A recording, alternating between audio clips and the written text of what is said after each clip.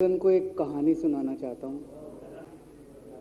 कहानी का शीर्षक है चौथी पास राजा। आपने बचपन में राजा रानी की बहुत कहानियां सुनी होंगी। मेरी कहानी में रानी नहीं है, बस राजा है। ये कैसे राजा की कहानी है अध्यक्ष महोदया, जो अनपढ़ था, चौथी पास था, बेहद अहंकारी था, बहुत अहंकार था, बहुत ज्यादा, और पैसे की इतनी हवस थी, इतना भ्रष्टाचारी था, इतना भ्रष्टाचारी राजा था। ये एक महान देश की कहानी है। एक बहुत महान देश था, कई हजार साल पुराना देश। उस देश में एक गांव में एक बहुत गरीब परिवार में एक बच्चे का जन्म हुआ। जब बच्चे का जन्म हुआ तो ज्योतिषी ने कहा, गांव में ज्योतिषी होते हैं, आते हैं, वो पत्री बनाते हैं। ज्योतिषी ने कहा, माई तेरा लड़का बड़ा होके बहुत बड़ा सम्राट बनेगा।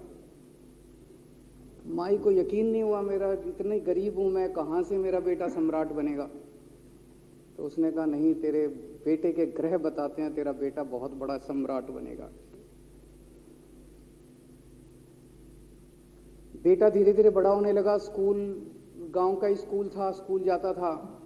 उसका पढ़ने वढ़ने में मन नहीं लगता था। तो चौथी के बाद उसने किसी तरह से चौथी करी। चौथी के बाद उसने स्कूल छोड़ दिया। गांव के पास एक रेलवे स्टेशन था, तो घर का खर्चा चलाने के लिए वो लड़का वहां स्टेशन पे चाय बेचता था। लड़के को भाषण देने का बड़ा शौक था। सारे गांव के लड़कों को इकट्ठा कर लेता, आसपास के गांव के भी इकट्ठा कर लेता, सामने वो खाट डाल लेता, उस पर चढ़ जाता और भाषण देता। धीरे धीरे आसपास के गांव के लड़के भी इकट्ठे हो गए। जिस भी चीज में भाषण देता, एक बार शुरू हो जाता तो बंद ही नहीं होता।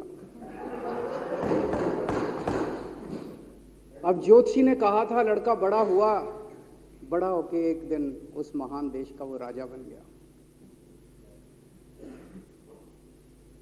पूरे देश में उसका नाम हो गया चौथी पास राजा।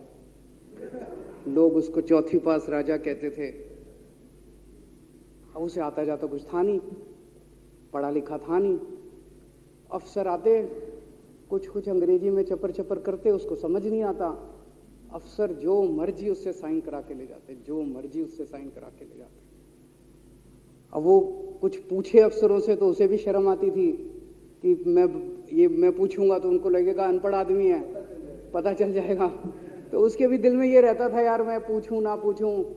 पता नहीं किस किस चीज पे उसने चौथी पास राजा ने साइन कर दिए।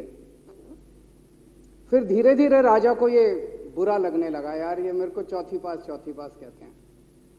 तो उसने एक फर्जी डिग्री बनवा ली। कहीं से फर्जी डिग्री बना के ले आया, एमए की। बोला मैं एमए हूं। तो लोगों को लगा, यार ये तो ठीक नहीं है, ये तो फर्जी डिग्री हम बना के ले आया हमारा राजा। तो लोगों ने आरटीआई डाली। जो आरटीआई डालता उस पर 25,000 रुपये जुर्माना।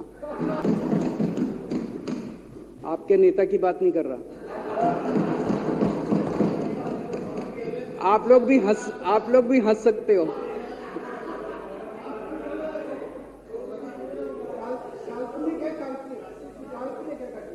तो जो आरटीआई डाले उसको 25,000 रुपए का जुर्माना, जो आरटीआई डाले उसको 25,000 रुपए का जुर्माना।